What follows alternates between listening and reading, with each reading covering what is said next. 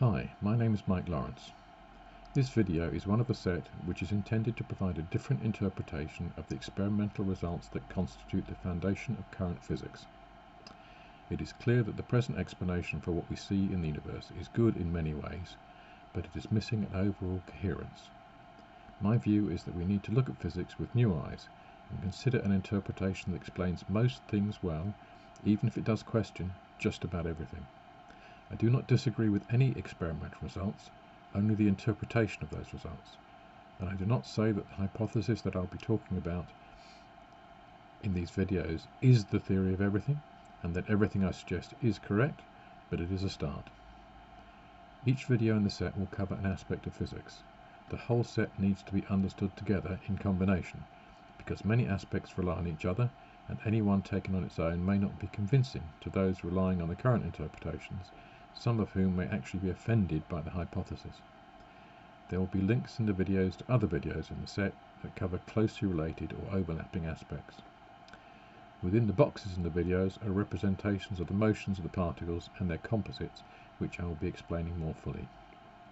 I'm happy to answer questions where I can, perhaps providing links to where a deeper mathematical analysis shows why I say what I do, since equations and graphs do not make good videos, and will post replies where appropriate on Twitter. I hope you enjoy the videos and they enable you to better appreciate the absolute symmetry and simplicity of nature. But please remember, I'm not an experienced presenter, and although I state everything as if it were correct, this is only a hypothesis. This is video 31, Anomalous Magnetic Moments and Variable.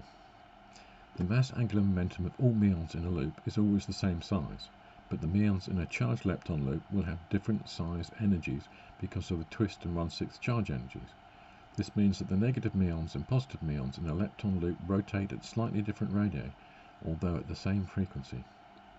The result is that a stationary charged lepton loop will have a small anomalous magnetic moment. Such a muon in a cyclotron, orbiting at the magic velocity, where the relativistic velocity effect is equal in size to the square root of 2 pi over alpha, will find each meon type radially offset from the central muon path by a small amount. If that small amount is approximately the square root of alpha over 2 pi cubed divided by 6, then the expected experimentally measured anomalous magnetic moments of the muon should be observed. The same magic velocity for the electron in a penning trap with the same radial offset should produce the total anomalous moment for the electron. The latter is evidence that the leptons have structure, because the same orbital cyclotron or trap system with the point charge q will have only a factor of 1 rather than 2.0023 plus. In the former case, only the q charge generates the 1 factor, but in the latter case, the Planck charge q and electron charge q over 6 generate approximately half of this factor each. It is the whole 2.0023 plus that is anomalous, not just the 0.0023 plus.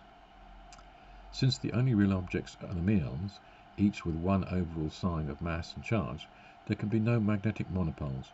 The meon pairs that are unmerged from the merged pairs will always have a magnetic field between them, as will the merged pairs, except when they're completely merged as a zero-mass black hole.